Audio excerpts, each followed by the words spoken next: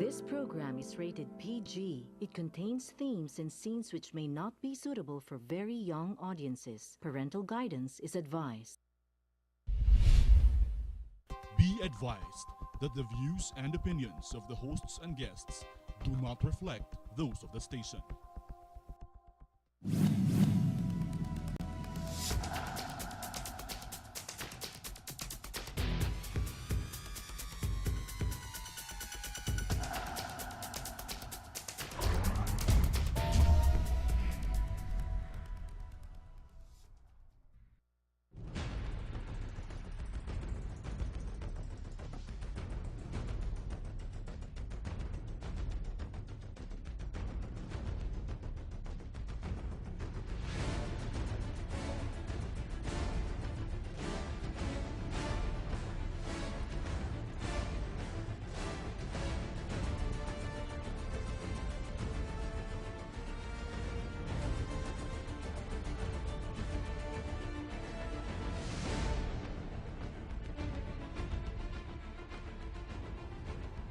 Philippines, good evening. Naimbag Arabii, masanto siya sa labi si kaya amin, maya pa bengi kay Kongan, marahay na banggi sa Indigubos, radyaw na duyom sa Idjuhurot, maupay nga gabi, ha iyo nga tanan dida. Buenas noches, bismillahirrahmanirrahim, assalamualaikum warahmatullahi taala barakatuh. Maayong gabi sa Tibok Luzon, Visayas, Mindanao, up to Philippine Sabah. Ako po si Eric Espina at ito ang inyong nag-iisang republika. Kaakibat pa rin po ng ating selebrasyon patungkol po sa AFP Reservist, bibigyan natin ng pansin ang isa sa mga haligi dito sa ating Armed Forces of the Philippines, ang Philippine Army, patungkol po sa tinatawag nating Philippine Army Reservist Family at kung ano ang mga programa, polisiya at anong mga pagbabago ang nakapaloob ngayon sa pamumuno ng walang iba kundi ang Assistant Chief of Staff for Reservist and Retiree Affairs, G9, si Colonel Alexis Noel Bravo, G9. Good evening. Good evening, sir. Good evening, Colonel. Good evening din sa lahat. Under your watch, when you entered into G9, was there any command directives from the Commanding General of the Philippine Army with regards to reservist development?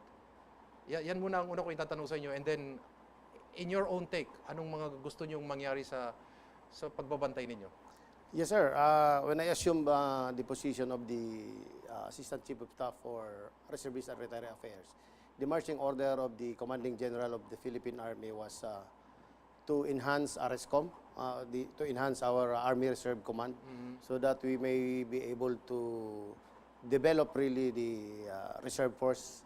Specifically that we are now embarking on the return of the ROTC. So malaking trabaho itong pinaghahandaan natin.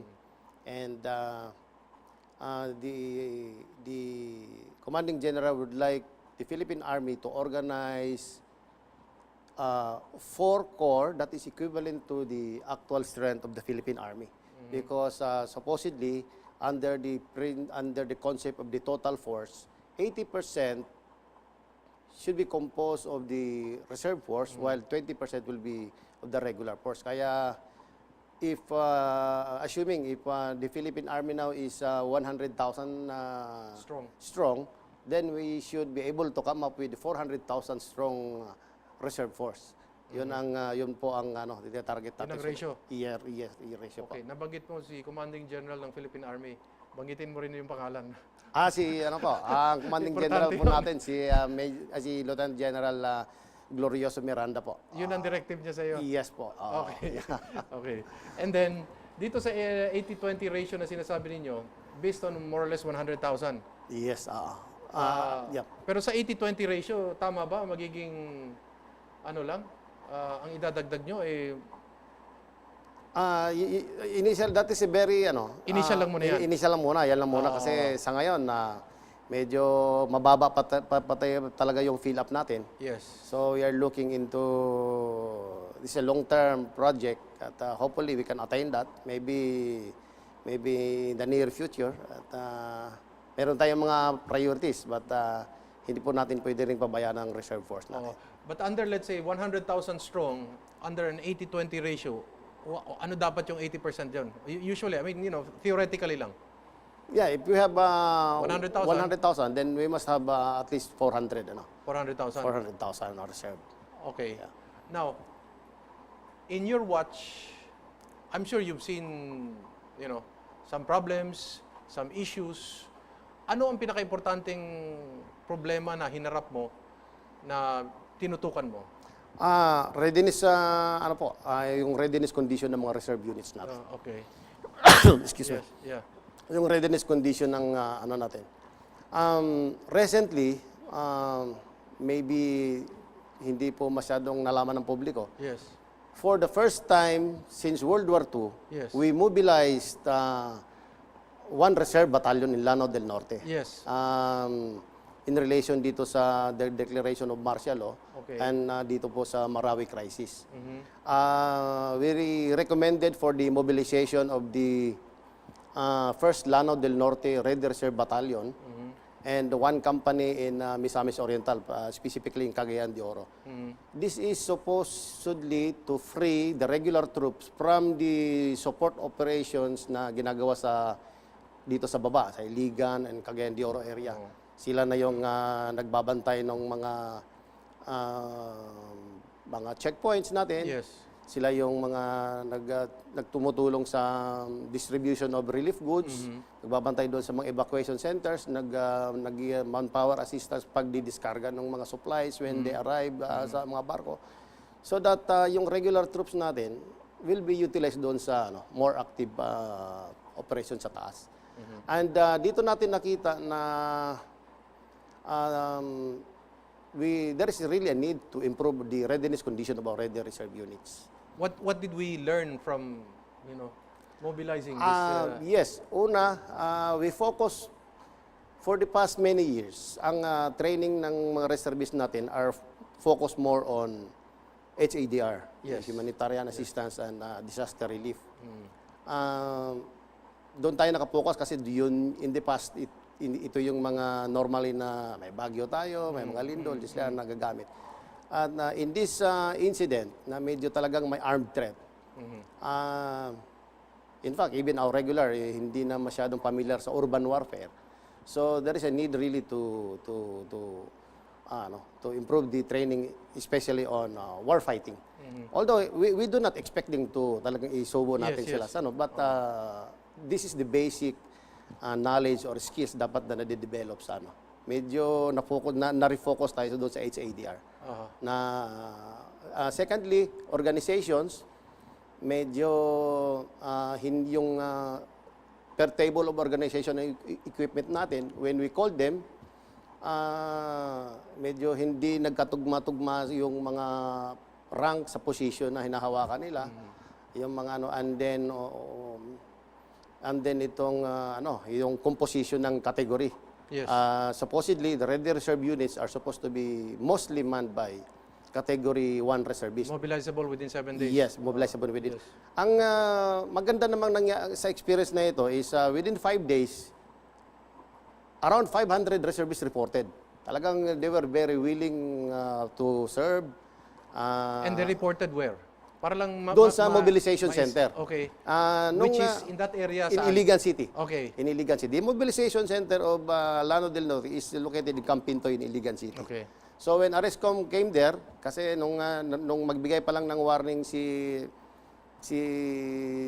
General Miranda or Commanding General to prepare for possible mobilization, pumunta yung ARESCOM natin doon, then when he informed the reservists na let's prepare for possible mobilization, within 3 days, almost 500 reservists reported. Enthusiastically? Enthusiastically.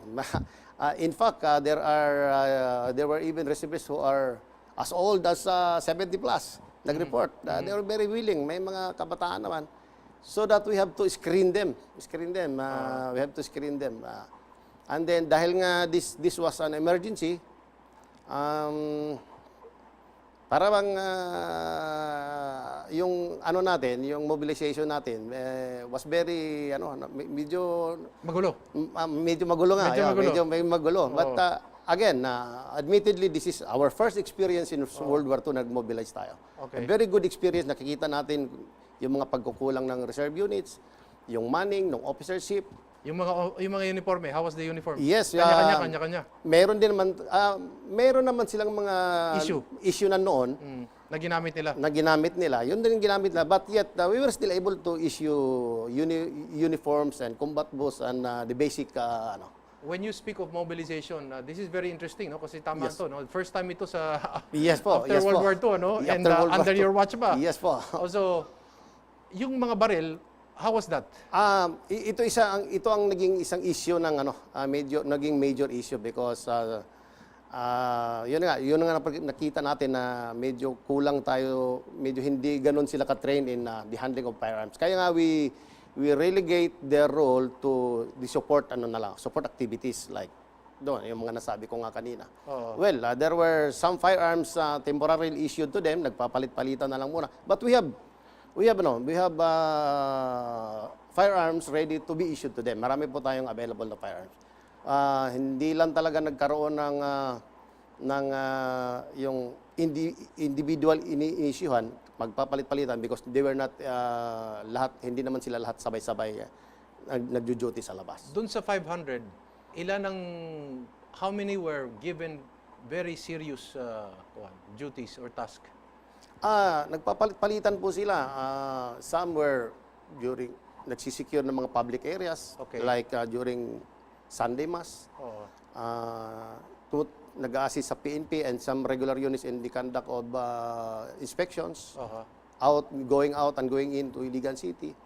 Sila na rin ang nagpo-provide ng vigils doon sa mga sundalo nating naging casualties. Banggitin naman natin who is the commander of this Ready Reserve Battalion?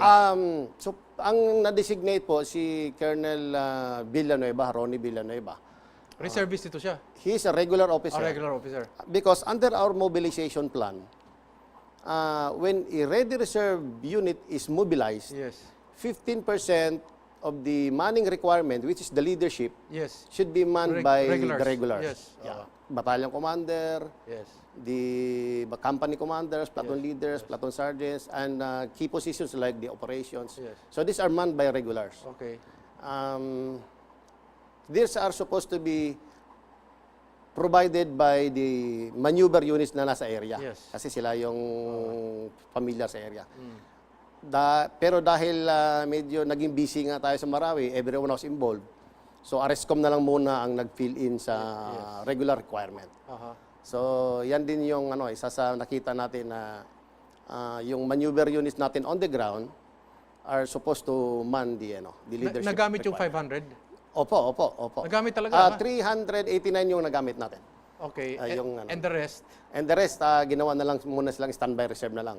Pag halimbawa, They were entitled for pay and allowances under the mobilization. Oo. Pero tinanggap ba nila or yung iba nag-volunteer na lang?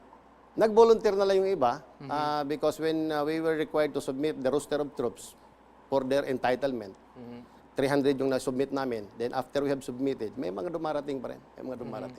We're going to pause for a few reminders, pero itatanong ko lang, was it ever in the thinking of the ARESCOM or G9 that in case of a situation, threatening situation, na kung wala tayong mga baril na ibigay, baka yung iba dyan, may mga baril yung mga reservists, baka pwedeng gamitin when we return?